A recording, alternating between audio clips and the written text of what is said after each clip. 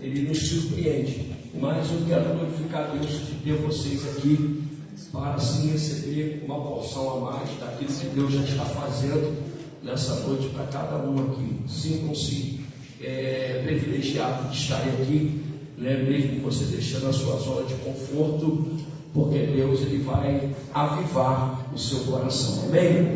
Eu, antes de ler a palavra, eu queria externar um louvor para a gente poder, sabe, entrar nesse sentimento do avivamento. Pode soltar, minha irmã, se você já subiu a igreja, se quiser ficar de pé firme, se quiser sentar sente. Mas o Senhor falava muito forte comigo nesse louvor. Oh, aleluia! É o que a gente precisa todo dia. Não acabou. Espalharam por aí que já terminou e que era o teu fim, mas não terminou. Se enganou quem pensou que a história findou. Se ele voltou, eu vou mostrar pra quem achou que terminou. Eu vou deixar pensar que o projeto falhou. Eu vou chegar depois só pra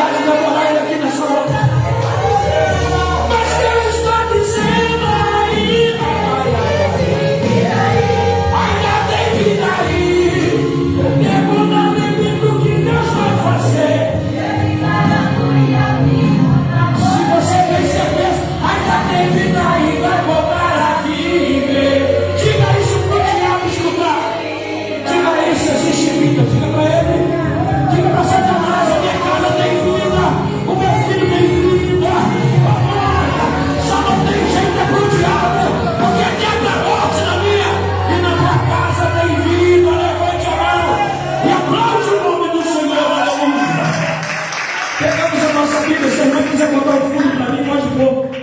Fundo de pregação. Pegue sua Bíblia para comigo. Ezequiel 37. Deixa eu só dar uma alerta para vocês. Ninguém aqui vai apanhar da palavra. Pelo contrário, teologicamente a Bíblia nunca bateu. Ela simplesmente nos exorta. E exortar não é bater. Exortar é trazer para perto aquilo que está longe. Aleluia! Nem sempre bater nos nossos filhos é o certo ou é o ideal, para colocar ele a nível de uma obediência. Então por isso que Deus ele diz que corrige. E corrigir é eu estar dirigindo meu carro, o meu volante virar para a esquerda, sendo que eu quero ir para a direita. Então, entenda bem, teologicamente, o que quer dizer a correção do Senhor. Temos que parar de ficar ouvindo as pessoas dizendo que veio para bater. Ninguém bate ninguém. Até porque a palavra exorta, edifica e consola. E a gente tem um pastor presidente que é muito sábio na hora que vai pregar. E eu tenho aprendido muito com ele nos cultos de doutrina, às terça-feiras. E louvo a Deus porque a gente tem essa sensibilidade de entender que ele está querendo nos propor, o nosso pastor presidente, a andar numa direção aonde todos aqui têm a perspectiva de um dia estarmos todos juntos no céu. Quantos recebem isso? Diga amém. Então olha para essa pessoa e diga assim: o meu propósito é o mesmo do seu. Eu quero te ver lá no céu naquele grande dia. Diga, fala isso para ela, fala.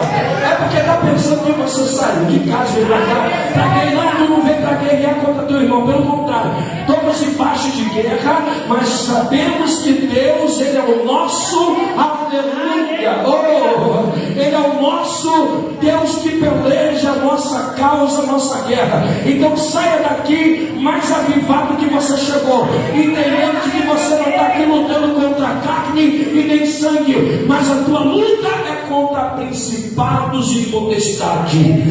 Ezequiel 37, verso 14. Quem achou, diga amém. Amém. Oh, glória. E porém vós o meu espírito. Está com letra maiúscula aí ou não? Sim. Sim. E vivereis, e vos porei na vossa terra, e sabereis que eu, o Senhor, disse isso, e eu fiz, diz o Senhor. Diga para a tua irmã assim: Ele que fez. Ele fez. E ninguém pode desfazer o que Ele fez. Senta dando glória. A irmã tem um fundo de pregação para botar. Eu gosto de pregar. Se o evangelista se estiver aí, é melhor muito também. Eu sei que o povo aqui gosta de glorificar a Deus por isso. E eu quero dizer para você que está aqui nessa noite: você não veio ouvir qualquer coisa, você veio aqui ouvir uma palavra inspirada pelo Espírito de Deus. Sabemos que toda a palavra ela tem o seu propósito e o seu direcionamento. Eu costumo dizer que quando eu sou convidado para pregar, amanhã eu vou pregar sobre o sangue do Cordeiro. Fecharei uma campanha lá no Gênesis da Rainha, onde está lá no Êxodo, capítulo de número 12, versículo 14, se não me falha a memória. Então, toda vez que você olhar para a Bíblia, procure olhar com detalhes, porque muitas das vezes, ao longo do tempo, dos anos, pastor Robson, a gente fez muitas pessoas irem embora do templo, saírem da presença do Senhor, por queremos achar que a Bíblia é desabafo, e a Bíblia não é para desabafar. A Bíblia é para pregar a palavra do Senhor. Então toda vez que alguém prega com entendimento e com raciocínio, a gente vai conseguir entender qual é o posicionamento de cada pessoa que está dentro da casa de Deus. E quando a gente olha o livro sagrado, a gente vê Deus no Antigo Testamento experimentando alguns homens de Deus. Não que hoje não sejamos diferentes, não que hoje Deus também não experimenta cada um de nós, mas observe que o propósito de Deus era fazer com que todo um povo que saiu do Egito e da casa da servidão viesse encontrar-se com o Deus do invisível, aquele que permitiu com que o povo viesse viver uma liberdade. Quando eu estou aqui dizendo isso, eu quero trazer uma realidade de cada um de nós aqui. Quantos há uns anos atrás estavam presos dentro das suas vidas, entregue a uma droga, a uma desorientação, não soube lidar com a casa, com a família, se queixam, se cobram até hoje por causa de uma certa educação que lá atrás, no passado, não tinha uma sabedoria para lidar. Quantos sofrem dentro do Evangelho com esses traumas? E por que a gente está sempre perguntando a Deus, até quando eu vou passar e vou viver por isso?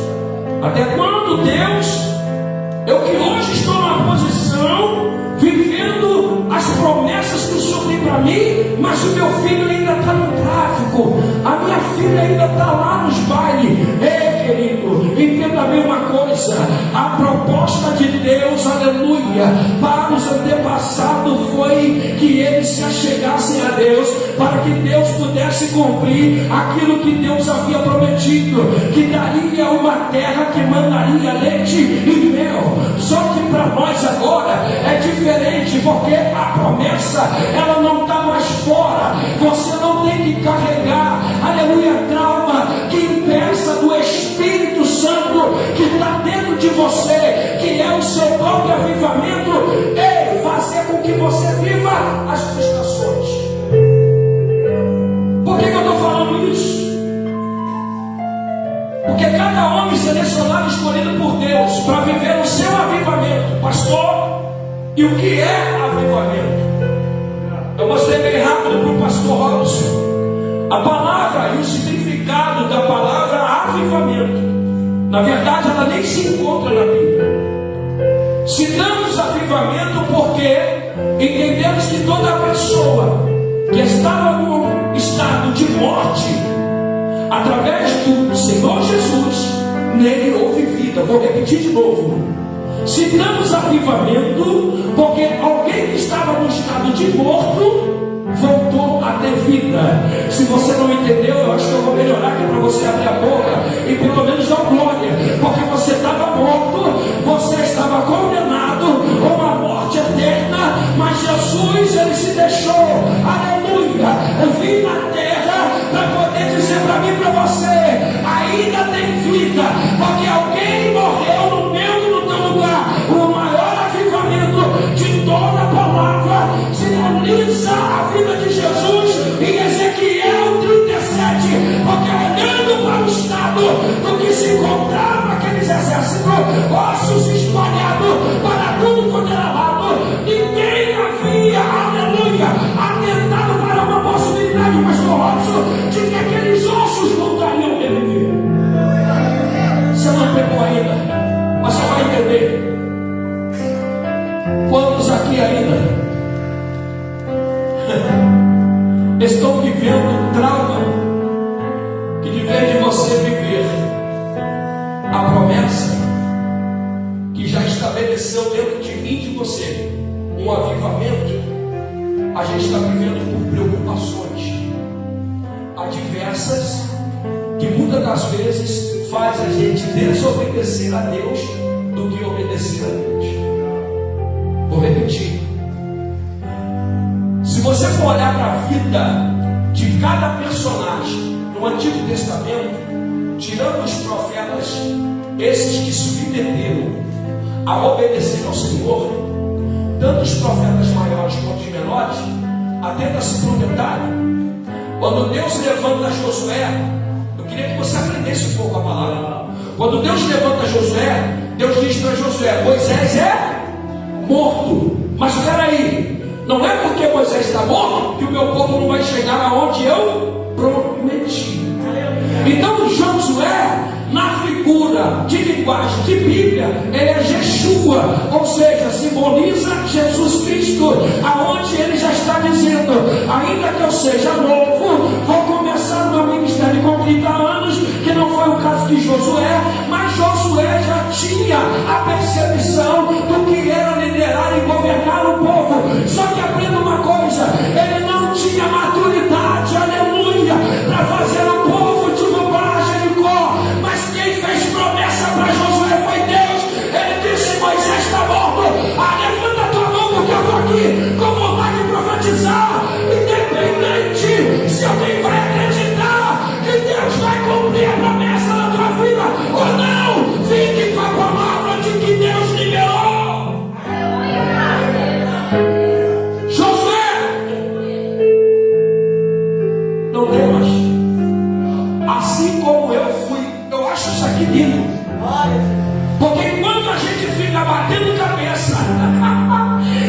um dia, pastor Robson, eu fiquei sem direcionamento, sem dormir, perturbado, sem entender a Bíblia. O Senhor estava dizendo: está se desgastando à toa. Porque na verdade não somos nós que fazemos nada. Por que eu estou falando isso? Atento para o que eu, avivamento. Moisés morreu, Josué poderia ser um de nós. Se Deus mandasse a gente agora, e em lugar que de repente nós não se acharíamos o quê? Incapaz, não, capaz de fazer. Porque a incapacidade, ela já está dentro do ser humano. O que falta para nós é capacidade para fazer. Alguém entendeu, não? Então observa que quando a gente prega dentro desse contexto, ensinando dessa forma, você vai ver que nenhum de nós aqui é diferente das pessoas que passaram primeiro. Até porque o próprio Jesus, ele falou na sua palavra. Ele disse: antes de perseguir vocês, agora perseguir os outros. Olha para quem está perto de você e diga assim: tu é mais do que vencedor, hein? Porque suporta, fala isso com fé, glória. Parece que o povo não está entendendo a mensagem. Deus está me trazendo aqui a dizer que você não está perdida, que você não está desorientada, não. Pelo contrário, Deus está dizendo que há um avivamento na palavra dele, de direcionamento para a igreja dele. E esse direcionamento eu não posso perder ele, aleluia, de forma alguma. Por causa de marido, por causa de filho, por causa de pessoas. Você não entende que está sendo pregado? Josué tinha até mesmo condições de dizer para Deus: eu estou muito novo para conduzir um povo que eu vim dar trabalho para.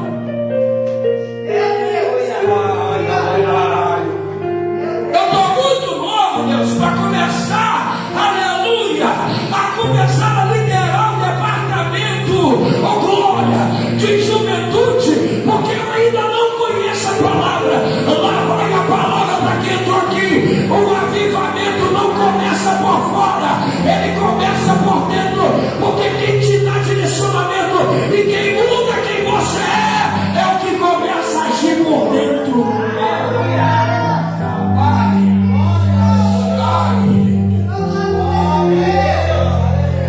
Deus não permite, olhe para cá e dê sua atenção. Deus não permite Josué expressar para Deus o que ele está vendo por fora. Tu não pegou. Porque quem olha para fora, pegou não, pastor, não vai ver vida. Se eu descer essa madeira aqui, eu vou ver um monte de menina ali. Eu estou vendo morte. Mas ele, alguém entendeu aqui? Então percebe que o que mais traz traumaticamente pensamentos ruins para nós é o que a gente sempre está olhando por fora.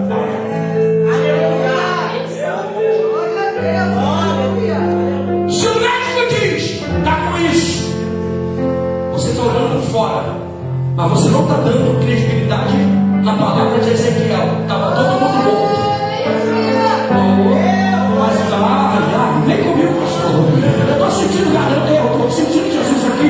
Olha o que Deus está ensinando para mim e para você. Enquanto a gente olha o que está fora, a gente vai ver morte, a gente vai ver cadeia, a gente vai ver, aleluia, estupro, a gente vai ver tudo que é de ruim. Mas eu levanto a mão para profetizar para quem quer receber. Deus está dizendo: hoje à noite te avivar, te abrir os olhos espirituais, de poder fazer alguém que enxergar, não o que está morto por fora, mas o que está tendo vida morta. Levanta a mão, quem vem comigo na glória, é Deus dizendo: Josué, não lembra da morte de Moisés, porque Moisés se foi. Ai! Lembra do que vai produzir agora. Catuca essa crente que está perto de você, diga para ela assim: esquece, diga para ela assim: esquece os traumas do passado. Fala para ela assim: esquece de quem te feriu.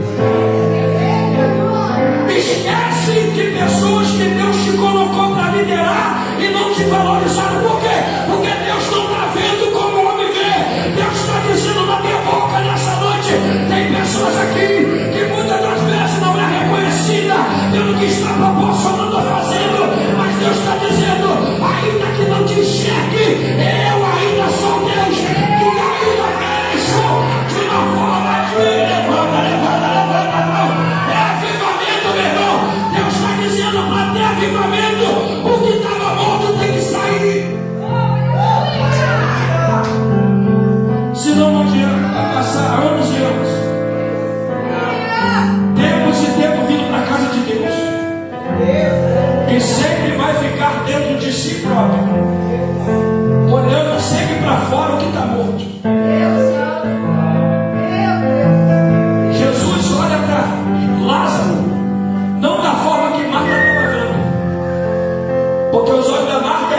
É 4 dias e já está fedendo. Ah, se ele pegasse isso aqui. Eu estou tentando te dar uma direção ou um direcionamento para você parar de ficar andando em qualquer lugar que você vá e ficar olhando para o cenário como ossos. E ossos sequíssimos, como se nada na sua vida tivesse como reviver. Essa é a palavra que o Senhor está mandando eu ministrar nessa noite. Josué, esquece porque Moisés já se tornou morto. Você tem vida. Enquanto os que querem andar com vida, tu serás o direcionamento deles. Eu vou repetir, pastor. Eu falei para ver se alguém dá glória. Enquanto eu estou andando com quem tem vida, com quem tem promessa, com quem tem obediência, com quem dá ouvido à palavra, Deus me poupa de todos os males. Enquanto eu estou andando com alguém que é obediente ao departamento, à liderança, eu não tenho por que sofrer traumas, porque eu entendo que o direcionamento não é da minha parte, mas é de Deus. É o que Deus está dizendo. Tu vai ficar pelos cantos se lamentando com a morte de Moisés. Apenas eu mostrei para ele a terra, mas Moisés não entrou. Por quê? Porque ele bateu na rocha. E quem era a rocha? A rocha era meu filho. Mas eu não vou matar Moisés, não. Eu não vou deixar Moisés de fora. Porém, na promessa ele não vai entrar agora. Você não pegou? É Deus dizendo. Por isso, Josué, que eu preciso que você ande na obediência. Sabe o que mais perturba a crente? Sabe o que mais faz a gente perder o avivamento e trazer para dentro de nós morte espiritual? É a gente andar com pessoas rebeliadas, desobedientes. Alguém aqui gosta de ouvir verdade aqui? Palavra? Alguém vai ouvir a palavra? Isso aqui não vai matar nenhum de nós. Pelo contrário, é um aconselhamento que Deus está dando. Porque quando eu digo para a minha vida que está tudo ruim, eu tenho que olhar para o tempo em que eu estou vivendo. Por que está ruim, pastor? Eu vou para 11 meses sem receber do trabalho, o senhor sabe do meu procedimento. Eu estou vivo, estou comendo. Agora, ficaria melhor se eu trouxesse todo esse trauma e começasse a buscar interfúgio ou caminhos que não são de Deus. Aí eu estaria com a minha cabeça cheia, afastado do caminho do Senhor, problemas de dívida seriam maiores, escute, e a família poderia estar destruída. Olha para quem irmão e diga assim: a falta de equilíbrio emocional às vezes nos leva a errar o alvo. Por isso que o Senhor diz, através de 2 Crônica 14, verso 7, se o meu povo, que se chama pelo meu nome, se converter, buscar a minha face, se converter dos seus maus caminhos, eu os ouvirei do céu, perdoarei os seus pecados e sararei a sua terra. Por que Deus está dizendo isso através de Salomão? É porque Deus está dizendo que o povo resolveu deixar com que, aleluia, as dificuldades da época, as fomes que surgiram, a idolatria envolver-se com o sentimento que apartaram eles do caminho do Senhor. É por isso que aqui Ezequiel, ele vai começar a dar um entendimento para mim e para você, porque Ezequiel é alguém também que não tem uma vida para ser profeta fácil. Ezequiel estudou para ser sacerdote, todo mundo sabe que ele era filho de sacerdote, só que Deus olha para Ezequiel e diz: tu pode até ter estudado, tu pode até ter se preparado, tu pode ter anel de teologia, mas o que eu quero é que você profetiza. E profetiza como? É para um povo rebelde e de dura cerviz, mas que eu ainda pretendo restaurar a luz. Quem levanta a mão, olha Deus dizendo: o avivamento está chegando. É Deus dizendo: o povo desobediente, o povo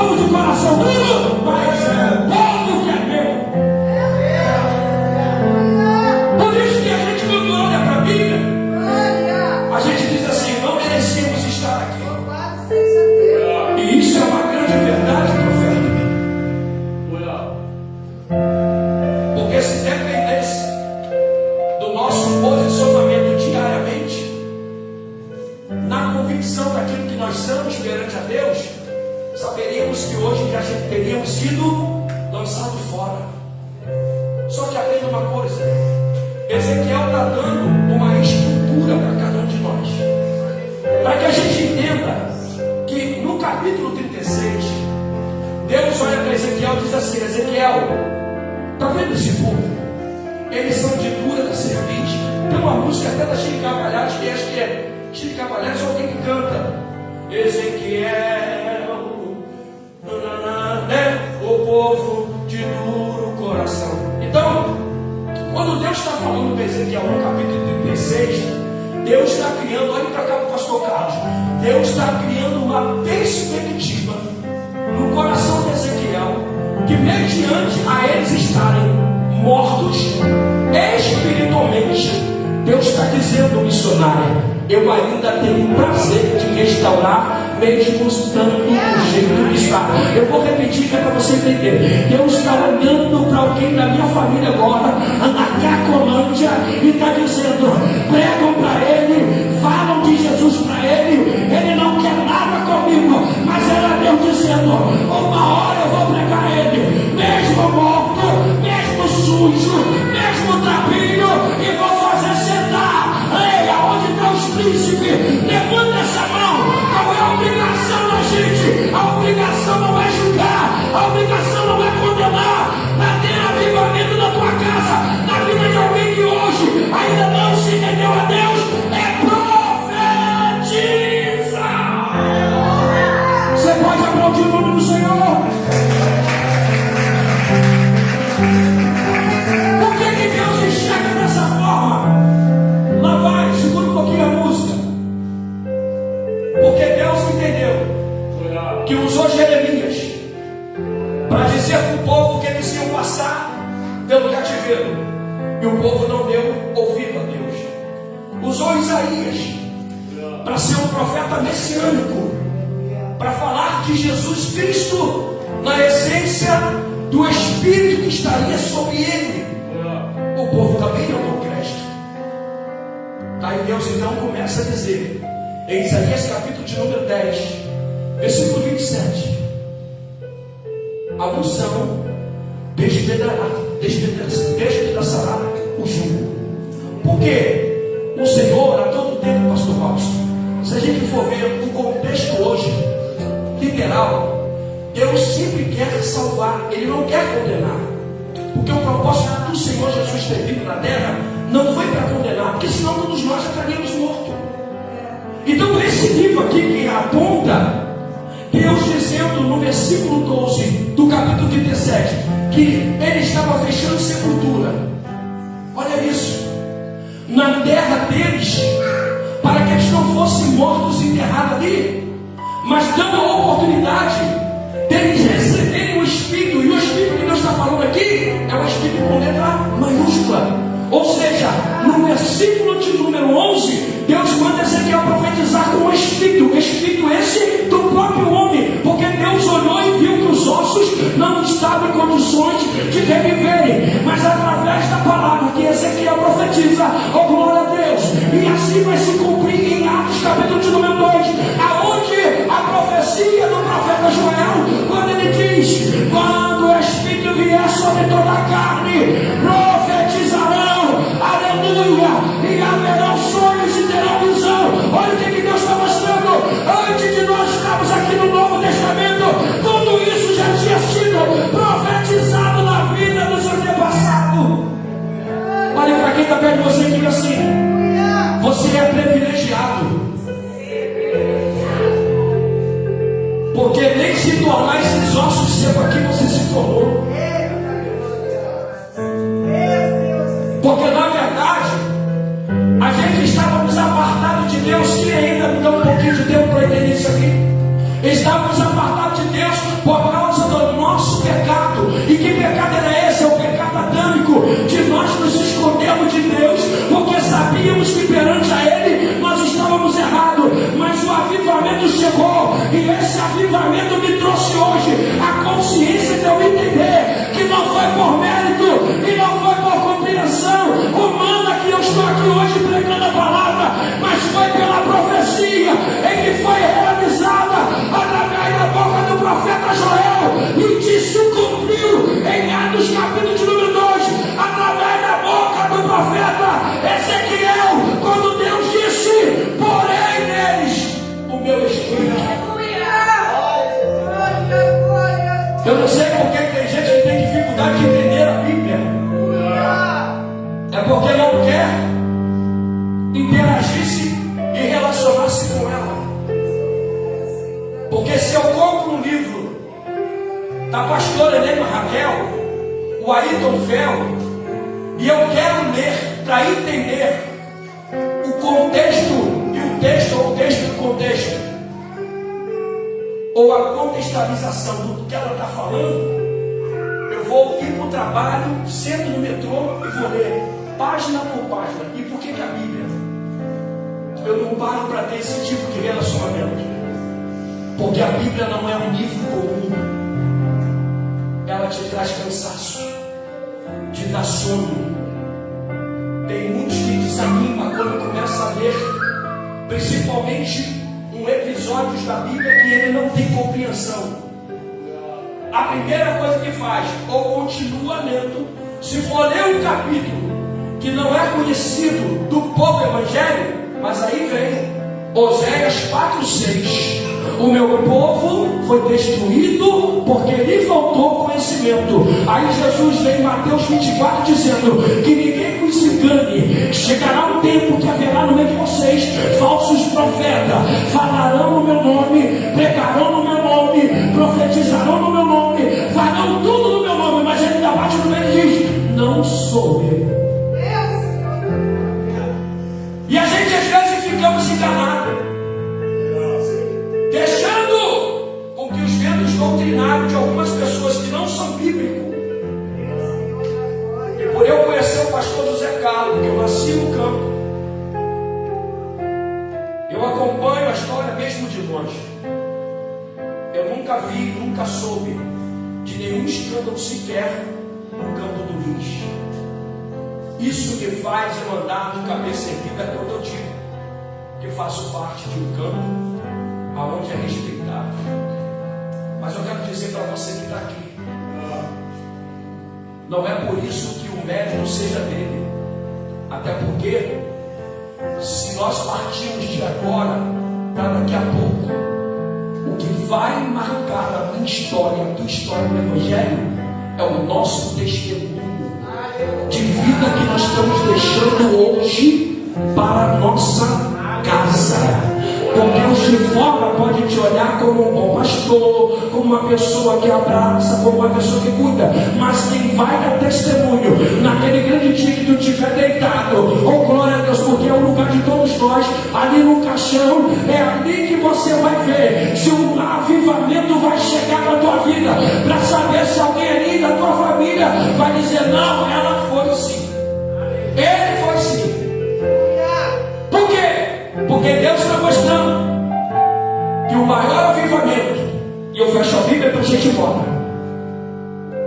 seguido de Ezequiel, e receba isso no teu coração para a tua vida, foi quando Jesus falou em Atos 2, Atos capítulo 1, versículo, se não me falha a memória, 8: ficai-vos em Jerusalém, até que do alto sejam revestidos de poder. Todos aqui conhecem Atos 2, através do vento. E esse vento, eu mostrei para o pastor Robson, que vem como um vento viamente ventoso, é o mesmo vento que está no Ezequiel, que soprou dos quatro cantos da terra, aonde trouxeram vida para aqueles ossos que estavam secos. Você não entendeu? Jesus já estava no princípio, Jesus já estava no meio, e Jesus já está no fim. Ele está dizendo: tudo que foi profetizado nesse livro sagrado, não precisamos mais aguardar alguém profetizar. Pastor Robson, a profecia já está escrita. Levanta a tua Bíblia, levanta a tua Bíblia. A profecia já está aqui, ó. Ele mesmo disse para João em Apocalipse capítulo 1: João, escreva todos os que estão escritos, aleluia, nessa palavra, porque esta palavra é a maior profecia. Quem quer, levanta a mão, adora em nome dele. Você já está com a palavra do avivamento. Quem tem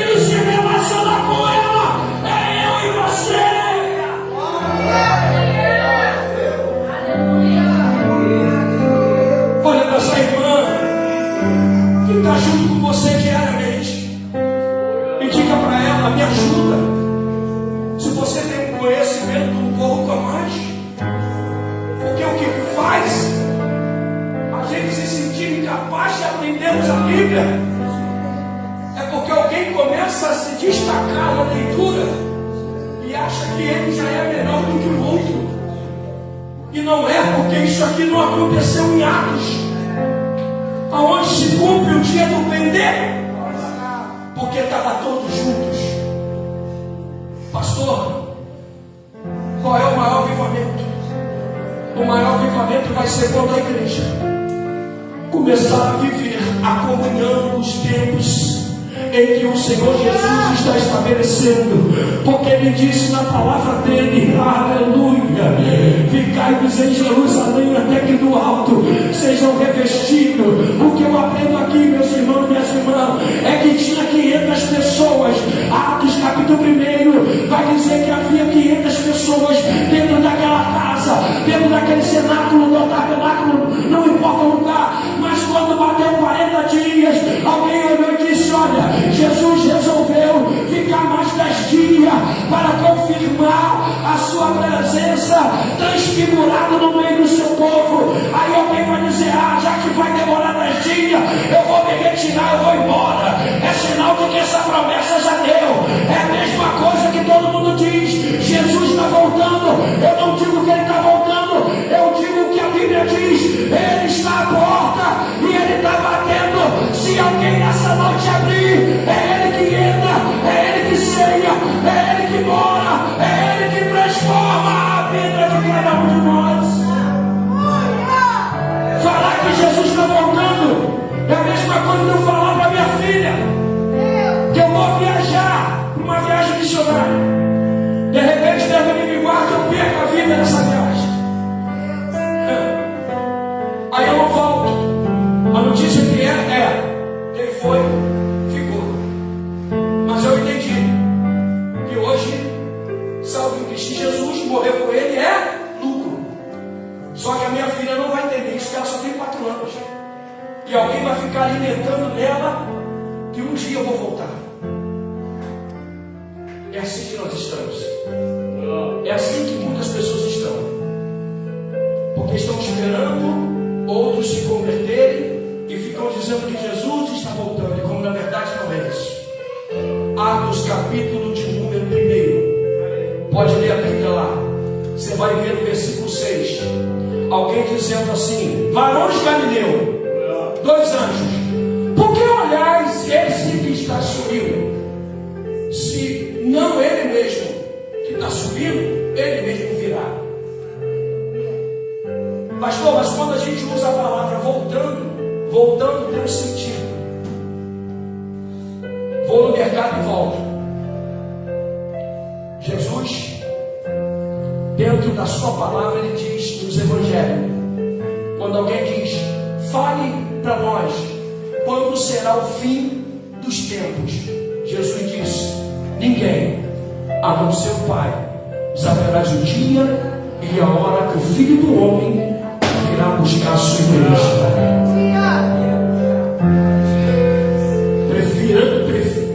Preferimos escutar mentira do que examinarmos as Escrituras. E desculpam a verdade, porque ninguém mais vai me passar para trás mediante o que qualquer pessoa pregar. Se for Bíblia, se for texto da Bíblia, palavra da Bíblia, eu pego. Eu não sou obrigado a engolir ou comer qualquer coisa que vou pregar em cima do altar. Não sou obrigado. Alguém chegar aqui, ser profeta do diabo para amaldiçoar a minha casa, não sou obrigado. Porque um que tentou amaldiçoar, mesmo o povo andando errado, Deus disse: ninguém pode amaldiçoar aquilo que eu abençoei. Olha para essa tua irmã aí, playboy, e diga para ela assim: aviva a sua casa através do Espírito de Deus que está na sua vida. Diga isso para ela. Porque o que nós precisamos é dar testemunho primeiro em casa. Quando diz ficai-vos em Jerusalém, Jesus está dizendo: olha, vai vir pessoas de tudo quanto é lugar da terra, vai vir povos espalhados por toda a região. Mas deixa eu falar, essa profecia, aleluia, do avivamento dentro. Levanta a tua mão para tu pegar essa profecia que eu estou liberando nessa noite, que é para a gente poder ir para casa, entendendo, aleluia, que nós já estamos, aleluia, coberto pelo Espírito Santo. É Deus dizendo: ei, quando você pratica as ações do Evangelho, naquilo que a Bíblia proporciona, alguém está olhando e está dizendo: quero ser igual a ela, quero ser igual a ele, porque esse é o maior avivamento. É alguém te olhar e ver você como a figura de Jesus Cristo. Quem pode levantar a mão para adorar? Pastor, mas não dá para ser Jesus o tempo todo, querido. Siga o que a palavra te orienta, porque ela vai te dar condição de você saber a hora de você falar e a hora de você ficar quieto. Ela vai te dar condição de você discernir quando for para orar por alguém e quando não for para orar. Porque quando a gente não tem o discernimento do Espírito, a gente faz de tudo para acharmos que estamos fazendo o certo. E como na verdade, o único que sabe o que é bom, perfeito e agradável é Ele. Por isso que eu olho para cada pessoa que está aqui dentro e digo para vocês, dentro do contexto que a gente pregou, Ezequiel 37, havia sepulturas abertas para a nossa casa, mas através do avivamento do Espírito Santo, que foi otorgado a cada um de nós, os nossos não vão morrer sem que antes Deus salve cada um deles. Sabe por quê, pastor? Eu estava contigo, entrego já o microfone. Eu estava contigo, meu tio foi da Federal por tantos anos. Ele sempre maltratou as filhas que ele tanto dizia amar, aquelas filhas meninas. Mas os homens, ele abraçava, dizia: esse daqui você igual a mim. E foram os homens que o abandonaram quando ele chegou na idade de 90 anos, e foi as meninas que cuidaram dele, de trocar fralda, de dar comida na boca. E aí então o coração dele foi tocado por uma das primas, que a gente hoje tem um carinho por ela, inclusive ela é até mais velha do que eu, já está com seus 62 anos. E aí quando ela viu eu e Fábio, o pastor Fábio, convertido, ela então tomou uma atitude de deixar os orixás que ela servia no quintal onde ela morava, e passou então a servir a Jesus. E o primeiro pregador do culto de ação de graça, após ela se converter a Jesus, em um ano de ministério, ela me convidou, eu fui lá pregar, foi uma bênção, Deus fez grande coisa. Não demora muito, quem é que confessa a Jesus? Através da mudança da minha prima, o meu tio de 90 anos. Só que falaram para ela: Márcia, o teu pai tem um coração muito duro. Eu estou falando isso aqui porque Deus é capaz de salvar todos da nossa casa, por causa de uma pessoa que está posicionada e obediente à voz dele. Por isso que a Bíblia diz que a oração de um justo pode muitos fazer efeito, não é de muitos não, é de um. Então quando ela cada dia mais se aproximava, como até hoje virou uma missionária, viaja para a Bahia, caiu no campo missionário, então ela hoje tem uma vida regrada com o Senhor. Mas quando ela começou a mostrar para o meu tio Arnaldo que ele precisava deixar Jesus entrar no coração dele, porque ele ficou atrofiado na cama, os ossos atrofiados, ficou pele e osso. Quando ele viu que estava indo embora, ele chamou ela, pegou na mão dela: escute, você é testemunho de avivamento. E ela diz: pai, o senhor quer falar comigo? Pisca os olhos. O que foi? O senhor quer aceitar Jesus? Piscou os olhos porque já não falava mais, estava com tudo. Aí ela: então o senhor me ouve? Ele piscou 2 vezes com sim. Senhor, eis aqui o meu pai. Ao tempo desses anos ele endureceu o coração dele. Mas a tua palavra diz que o Senhor tem poder de avivar.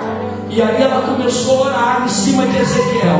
Eis aqui esses ossos secos, mas coloca dentro desses ossos o que o Senhor colocou nos ossos de Ezequiel. Ai, ai, ai, ai, ai. Você está entendendo? Aleluia, o poder da tua palavra. Você não está entendendo porque eu estou todo arrepiado. Olha o que Deus está mandando, pastor Robson, eu dizer para cada pessoa que está aqui. É por isso que a Bíblia não mente. A Bíblia diz que quem tem promessa não morre. Pastor, mas eu já vi quem tem promessa morrer. Irmãos, Deus só precisa de uma pessoa que esteja posicionada e que de fato não só use a palavra para poder botar debaixo do braço, mas que confie na palavra, que acredite na palavra e que professe a palavra. E ela então profetizou. Não demorou alguns dias, 3 dias no máximo. Tiraram os trupos do meu tio. Oh, aleluia. Ela ligou para a gente feliz da vida, dizendo: eu vou dar um culto aqui em dezembro, aonde era o tal terreiro de ação de graça, porque o meu pai tirou todos os aparelhos. Ainda está com a sonda urinando na fralda, mas já está em casa. Quando a gente foi para lá em dezembro, tem até um vídeo que eu boto no Facebook. Foram 17 almas nesse dia, que as pessoas confessaram Jesus no culto de ação de graça. Não conto isso com orgulho, estou dizendo isso para você entender o poder da palavra, o poder daquilo que sai da minha e da tua boca. Avivamento é a palavra. Se você carrega ela, abre a sua boca quando chegar em casa, e tudo aquilo que tiver morto, começa a profetizar a vida, começa a liberar a vida, começa a profetizar a vida, começa a dizer que teu filho não deixa, começa a dizer que a escola da tua filha vai ser melhor do que ela estuda hoje. É a tua boca que faz o avivamento chegar. Após o culto de ação de graça, meus irmãos, minhas irmãs, Deus preparou o nosso tio e levou ele. São 9h15, é isso mesmo? 9h15. Deus levou ele. Mas deixa eu contar uma coisa para vocês. Seria triste para nós se todos vissem no meu tio o estado que ele estava antes dele entregar a vida dele para Jesus. Porque ele estava magro, só tinha pele e osso, estava feio, estava uma caveira. Mas quando ele morreu, pastor, a gente viu a glória do jeito de Deus na vida dele. Porque, pastor, a primeira coisa que ele teve que fazer, e receba isso, isso também é um avivamento, é perdoar quem te ofendeu, perdoar quem um dia te entristeceu, perdoar quem um dia te machucou. E ele teve que liberar perdão para que ele pudesse ter a alma dele em paz. Quando a gente olhou para ele no caixão, eu falo isso me emociona, porque eles não terminaram o sepultamento enquanto eu não cheguei lá. Então o pastor da família está vindo, espera. Tinha outras pessoas lá, pastores até conhecidos da minha prima. Não, o pastor da família está vindo. E nem pastor, eu e o Fábio, a gente era. Nós éramos obreiros, auxiliar de obreiro na opinião. E quando a gente chegou lá, 94 anos no dia, eu olhei para ele naquele caixão e disse: Deus, como o Senhor é bom. Fez uns ossos seco, e eu nem sabia. Depois a gente foi com a minha prima, depois do sepultamento, a gente foi para a casa dela, e ela contou que quando fez meu tio aceitar Jesus, mesmo estando no estado que estava, colocou Ezequiel. E quando eu cheguei lá, a primeira coisa que eu falei: Deus, como o Senhor é bom, fazer os ossos secos se tornarem ossos com vida. Ela ali então começou a chorar, eu não entendi nada também, aí se abraçamos. Enfim, irmãos, a gente viu Deus cumprir no coração de um homem que chegou até 90 anos duro. Todo mundo dizia dizia que ele ia morrer do jeito que estava. Mas eu tenho uma palavra para quem está aqui nessa noite. Não vai morrer do jeito que está, não. Porque o Deus que você serve, o Deus que eu sirvo, é o Deus que pega aquilo que está morto e coloca vida. Lázaro estava fedendo 4 dias morto, mas quando Jesus chegou, aleluia, se coloca de pé que eu vou orar pela sua vida.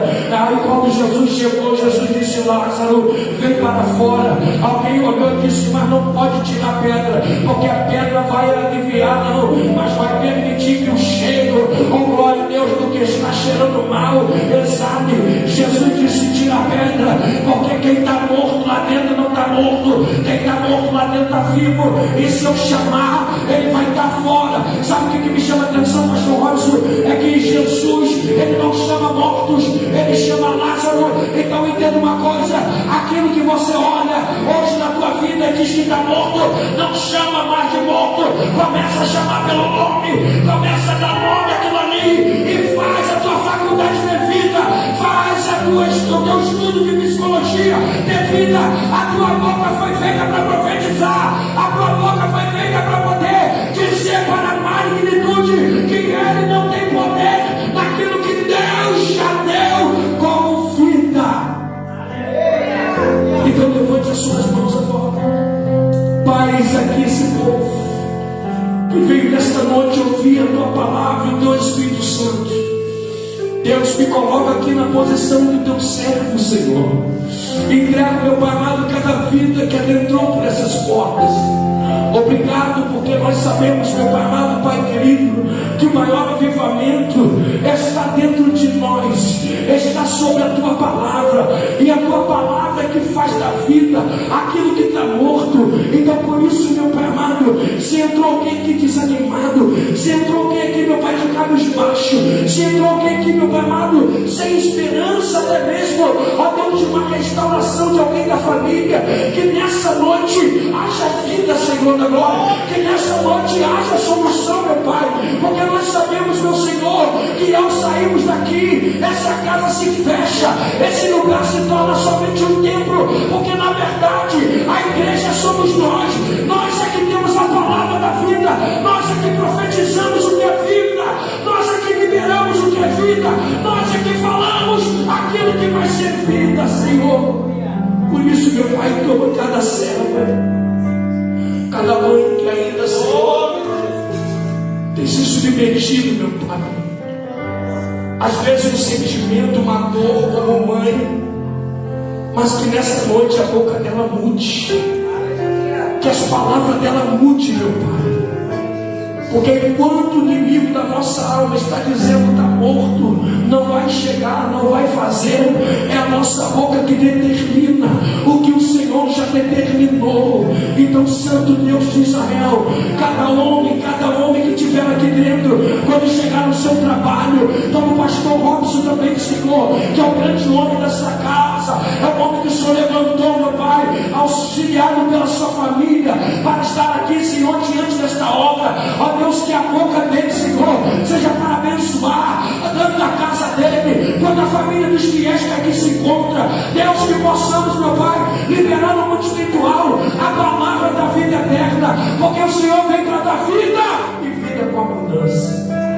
Então, por isso, todos que estão aqui, coloque a mão sobre sua cabeça como está aqui e diga: eu me permito sair daqui em direção à minha casa e dizer: tudo que está morto, tudo que está perdido, tudo que estava derrotado, começa a ter vida agora. Diga: começa a ter vida agora. Amados, é vocês que vão decretar na casa de vocês vida, porque a morte que estava sobre cada um de nós, Jesus já levou sobre ele as nossas dores e enfermidade. Então não olhe o cenário da tua casa, de algum filho ou de alguma pessoa, como se fosse o último estágio. Não, olhe como aquilo ali uma hora vai ser solução. Se tem mãe aqui que hoje eu vou profetizar isso, pastor Robson. Deus está mandando dizer, se tem mãe aqui que hoje chora, porque esse filho está te dando decepção, esse filho não está sendo um filho ativo naquilo que você gostaria, então abra sua boca e começa a profetizar. O meu filho vai fazer faculdade, quando ele chegar com conversas estranhas, profetiza o contrário daquilo que ele está falando, porque é você que vai mudar o cenário com a sua palavra, até porque a sua palavra, ela tem poder de mudar. Quantos recebem isso? Que Deus abençoe e aplaude o nome do Senhor. Eu louvo a Deus pela vida de cada irmão, cada irmã, de nos dar aqui essa oportunidade de trazer uma palavra desse conceito e dizer para você sair daqui e fazer como eu tenho feito. Eu não aceito mais, na minha casa, no meio da minha parentela, todo mundo que liga e fala qualquer palavra, porque eu não consigo, eu digo, está repreendido. Quem não consegue é o diabo, porque a gente, Deus, podemos todas as coisas naquele que nos fortalece.